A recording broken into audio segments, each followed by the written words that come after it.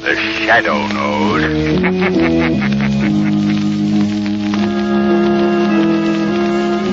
Your local blue coal dealer presents The Shadow. These half-hour dramatizations are designed to forcibly demonstrate to old and young alike that crime does not pay.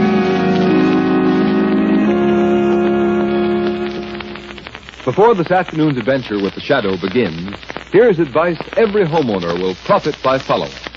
When you order your next supply of fuel, ask for blue coal. Then you'll enjoy steady, dependable heating comfort and satisfaction such as you've never known before. Countless thousands of American families have found from experience what a tremendous difference blue coal makes. It burns down to a fine ash, leaving no wasted, unburned coal. And it gives steadier, healthier heat with less furnace attention. So if you want the solid fuel for solid comfort, insist on blue coal by name. Call your dealer for your supply tomorrow.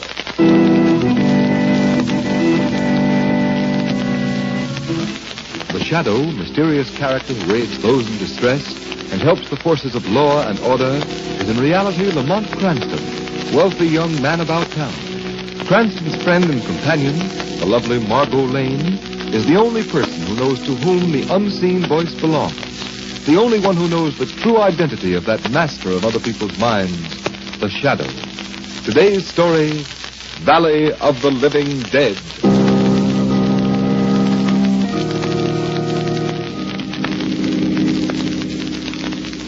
This desert scenery is simply magnificent, Lamont. Why, this alone was worth the trip. Yes. And I think that's the mountain range over there that I've been looking for. Sort of saw-teeth edge to it. Looking for a mountain range. The whole thing seems silly to me. It's a long trip just because you heard of a rumor that there's a valley someplace behind a sawtooth mountain where people act peculiarly. What's behind this rumor? That's just what I'm going to find out, Margot.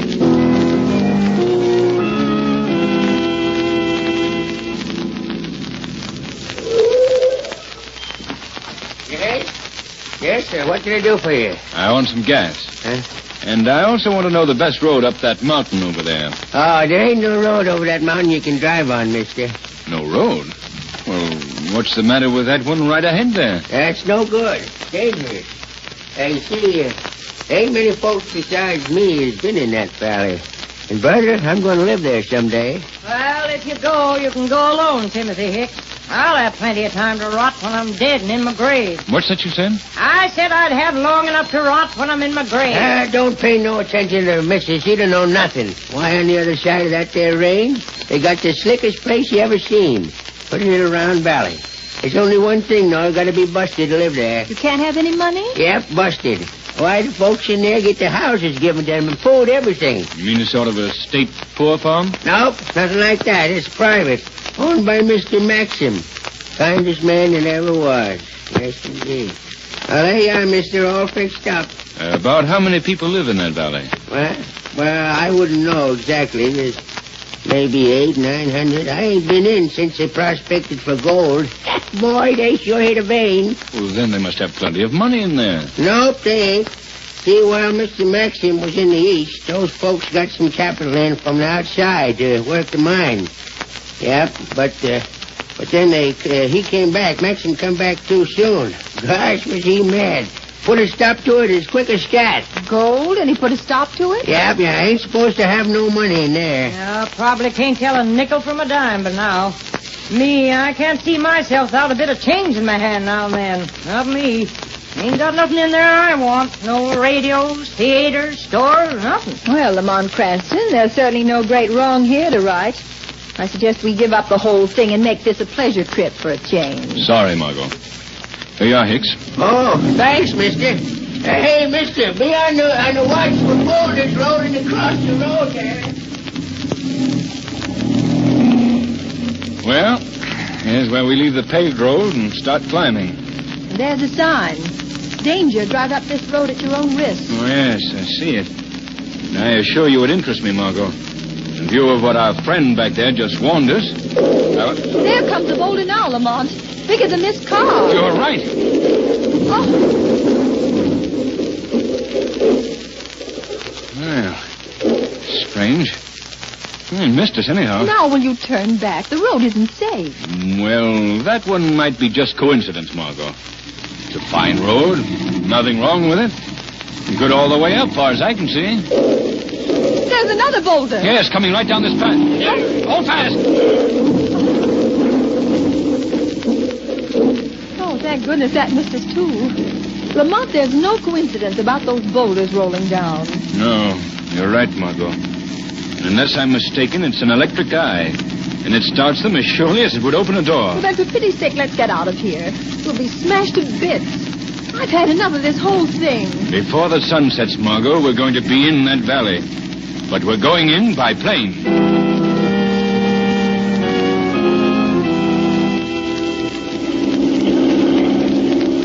But it all seems so unnecessary, Lamont.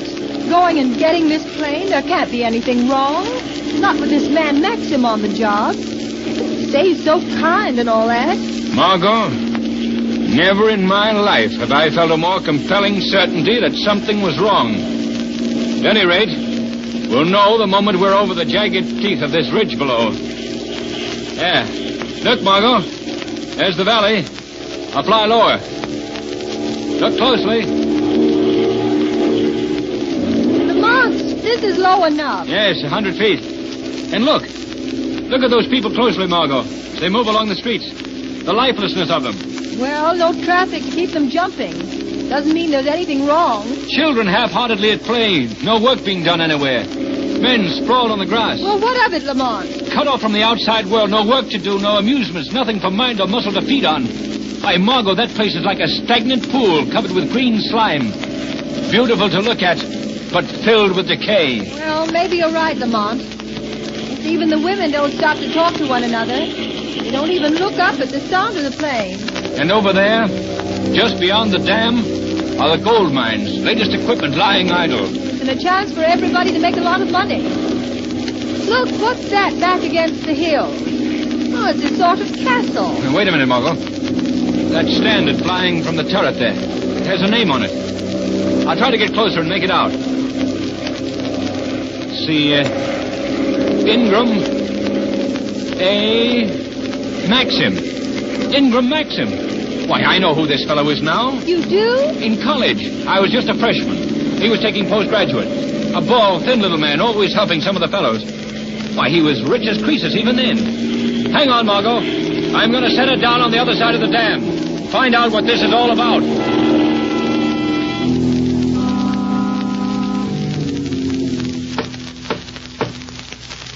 Why don't they answer, Lamont? We'll keep on knocking until they do. Wait. I saw the curtain move in the window up there. Please, Lamont, let's go back to the plane. I feel weak. What was that? I don't know. It's horrible. But, Margot. Good heavens, Margot. Here, you're not fainting. Oh, the lady has fainted. Mr. Maxim, please. I prefer to carry her. I will carry her. No one here dictates to Maxim. There.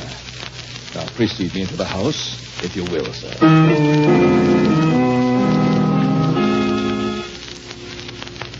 And now, with the little lady well taken care of, we shall dine together. Cranston, we talk over the old days. You see, I remember you. Indeed, I have the faculty of remembering everybody I ever see. I couldn't forget you, naturally. Always doing such kind things to help the less fortunate chaps at college. It's nothing at all. Now, here, of course, I have much larger opportunities. Yes, undoubtedly. Something's been puzzling me, Maxim. Those boulders rolling down into the road.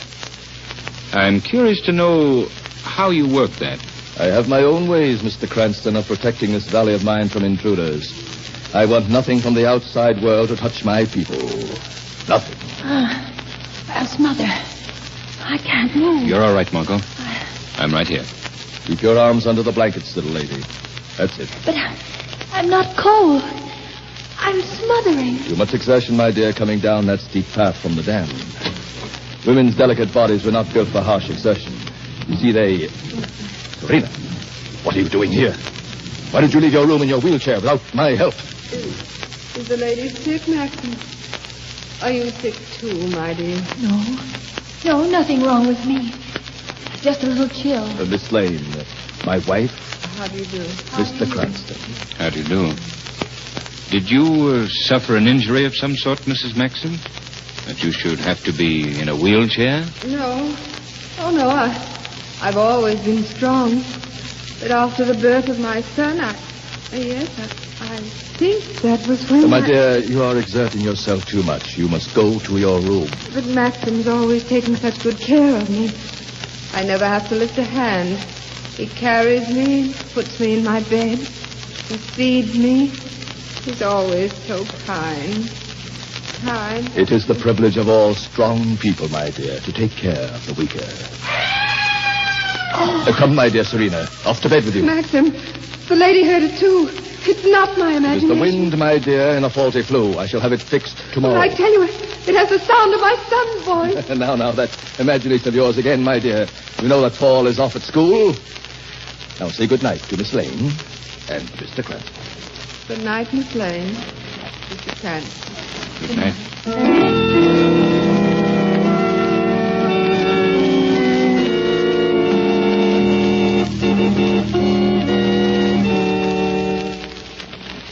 While we're waiting for the second act of The Valley of the Living Dead, here's a word to the wise.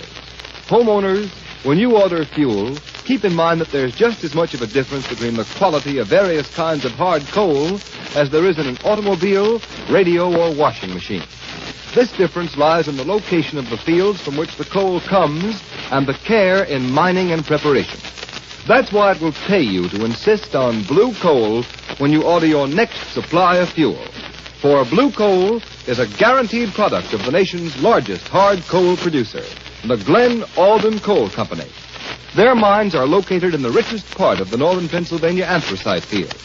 Each ton of blue coal as it comes from the mines is screened and re-screened many times for perfect sizing.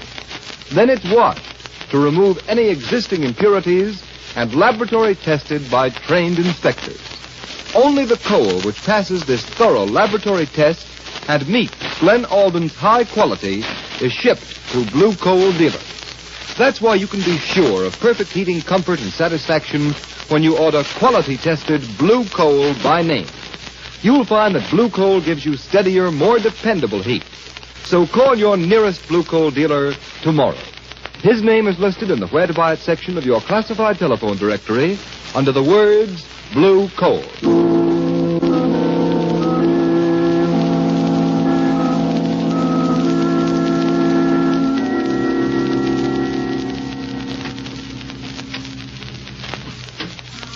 Father?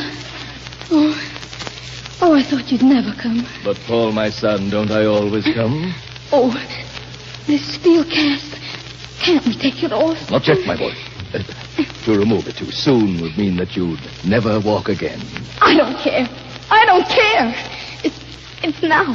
It's the pain now that I can't stand. I know what is best for you, Paul. But it's getting worse. I can't rest. I can't sleep. Come now. You must. Oh, if I only could and never wake up. That is better. Patience. Patience. I'll turn the light low. There. Good night, my son. Sleep. Sleep.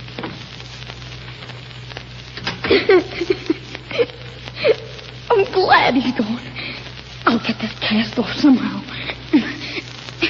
Even if it does cripple me. I don't care. Let me help you, Paul. Who spoke? Where are you? Don't be frightened. I've come to help you. Nothing can frighten me anymore. But I can't see you. I can sometimes help people better because I'm not seen. Oh, I don't know what you mean, but can you really help me? I mean, take the cast off. Yes, Paul, right away. Tell me, how long have you had it on? Nearly 2 years. I was away at school and had an accident. My father came to see me. Well, I don't remember much about that part. But a doctor said that I would have to have this cast put on.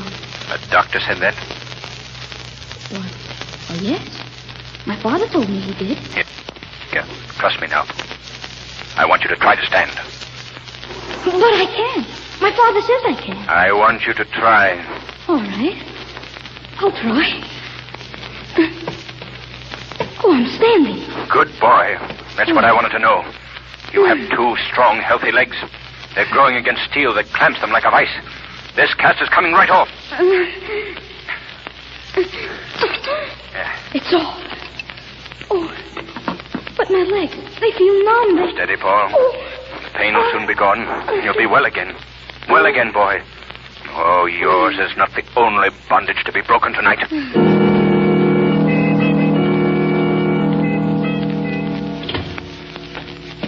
Ah, Margot, it's good to get out in the air. Now, down these stone steps.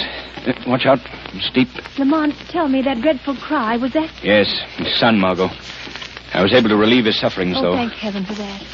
But down in the village, all those people, what can you do for them? If their suffering has been great enough, I'll make them help themselves. Watch out. It's the last step. Yeah, that's it.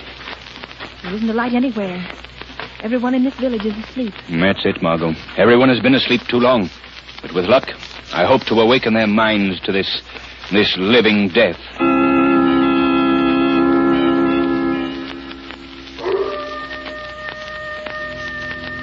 Not a sound anywhere, Lamont, except that coyote off in the hills. The villagers sleep, Margot, but they do not rest. Come, I'll show you how their tortured subconscious minds react.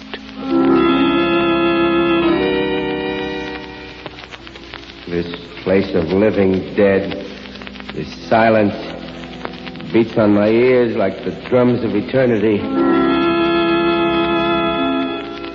And in the next house and the next, Margot, I must go to them as they sleep in the shadows.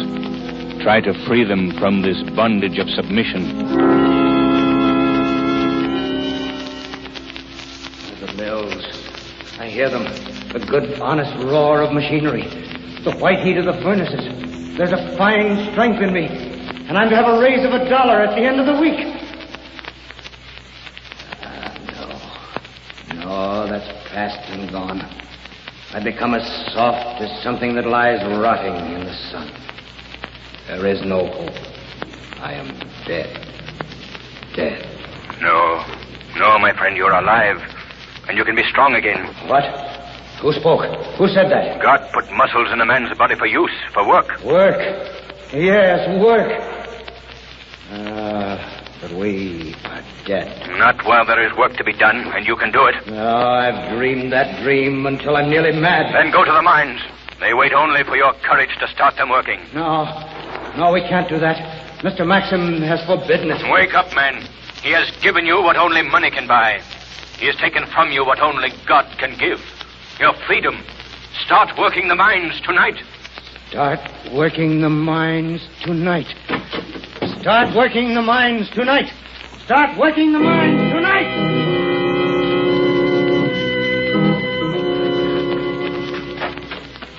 Lamont, there are lights now in every house. Yes, and over there, lanterns swinging to the quick step of men hurrying to the mines.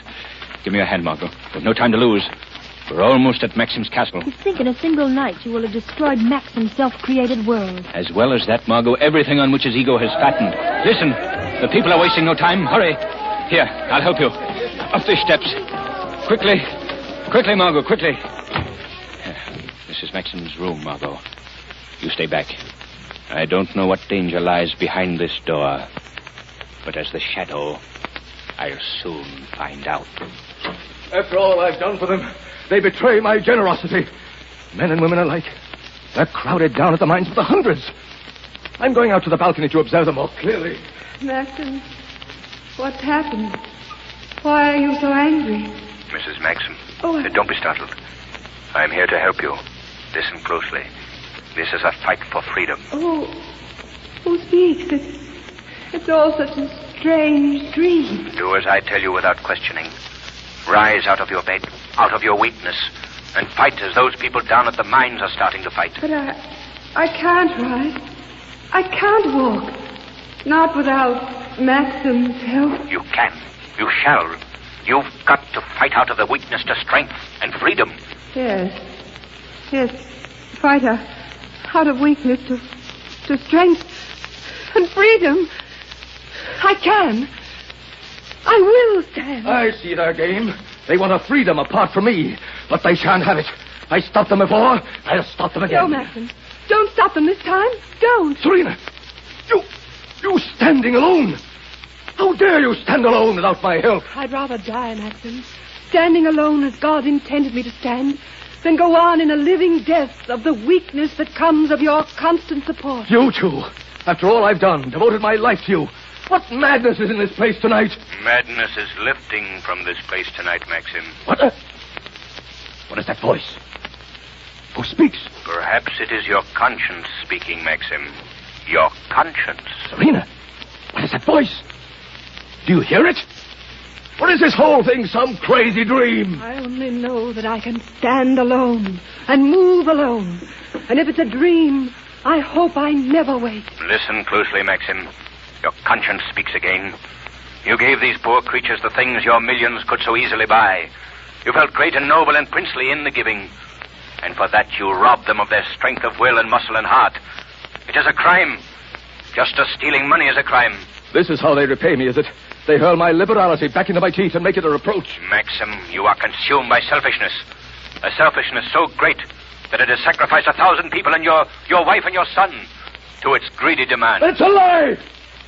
My whole life has been devoted to others. My people know I love them. I'll go to them. I'll talk to them. Will you also listen to them? They will listen to me. And I will give them their choice of life or death.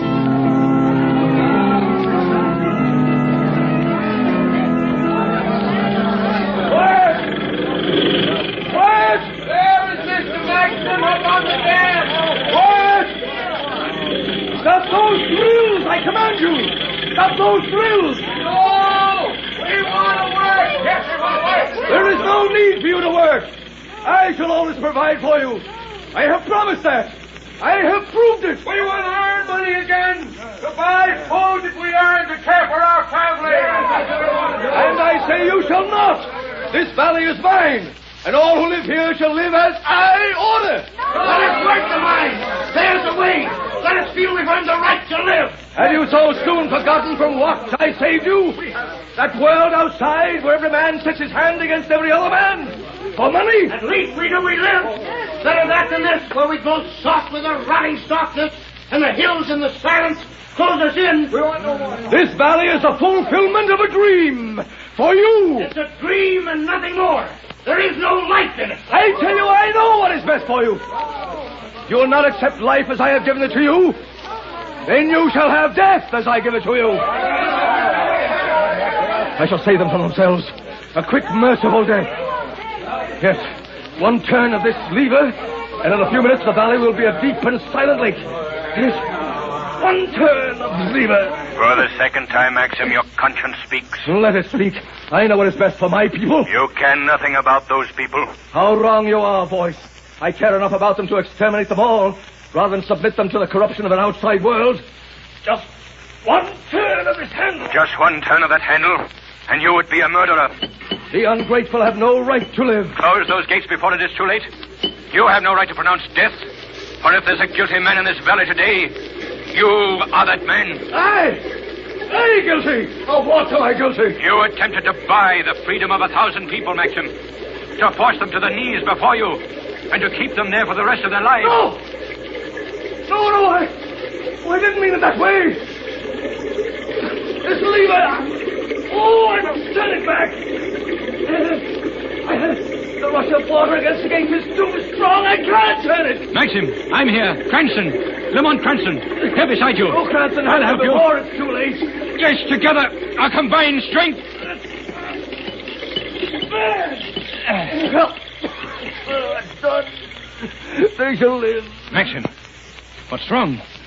There's blood on your lip. Something in me is broken. The weight of closing the gate. Here, lean on me. Wait. Look, Cranston, look. Coming there. Walking toward me. Look. Walking. My wife and my son. Yes, walking. Here, Maxim, take my arm. No, Cranston, I am dying. I gave my life closing those gates, saving my people. Tell them that. Tell my wife and son. Please lean on me. Let me help you to your feet. No, look. The weaker I grow, the more strongly they walk. My wife and son, they are getting back what I took away. You're a great man at this moment, Maxim.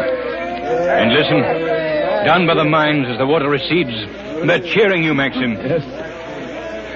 Yes, I hear them cheering me. And they are the cheers of a living and a free people.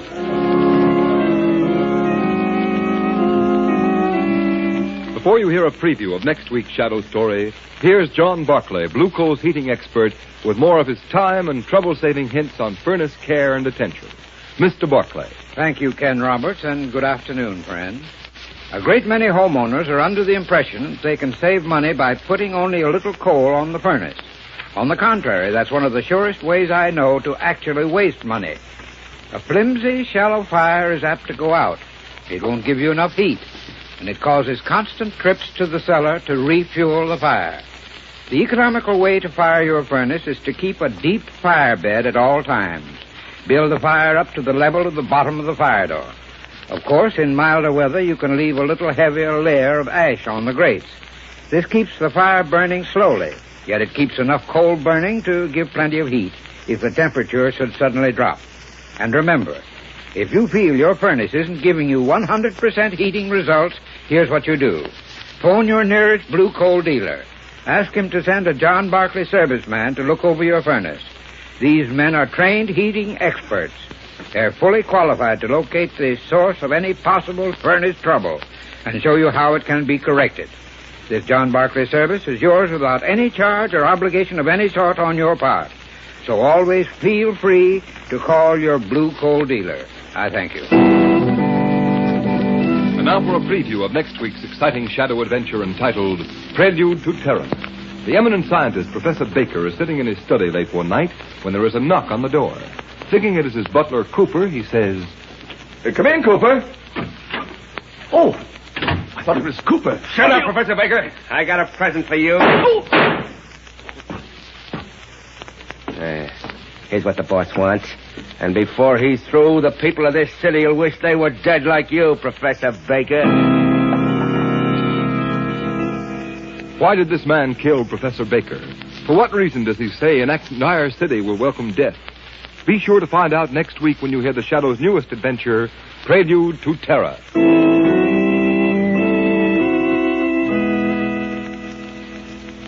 Today's program is based on a story copyrighted by the Shadow magazine. All the characters and all the places named are fictitious. Any similarity to persons living or dead is purely coincidental. The Shadow magazine is now on sale at your local newsstand.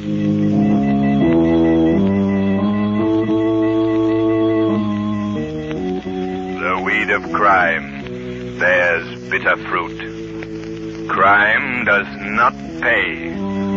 The Shadow knows.